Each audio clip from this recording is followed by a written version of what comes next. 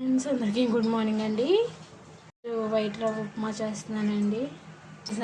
ఇప్పుడు మనం దీంట్లో జీలకర్ర, ఆవాలు, కరివేపాకు ఇవి బాగా ఫ్రై అవ్వాలండి. మనకి మార్నింగ్ త్వరగా అయిపోవాలంటే మనం ఇవి అయితే బాగా ఫ్రై అయినాయి కదండి. ఇప్పుడు దీంట్లో చిన్నగా కట్ చేసుకున్న ఉల్లిపాయ, టమాటా, క్యారెట్, పచ్చిమిర్చి ఇవి బాగా ఫ్రై అవ్వాలి. లైట్గా కొంచెం పసుపు వేసానండి. బాగా ఫ్రై అవ్వాలండి. టమాటా, ఉల్లిపాయ మనకి పచ్చివాసన కదండి. దీంట్లో ఒక 2 గ్లాసులు వాటర్ వేసుకున్నాం ఫ్రెండ్స్. వాటర్ బాగా మరగాలండి.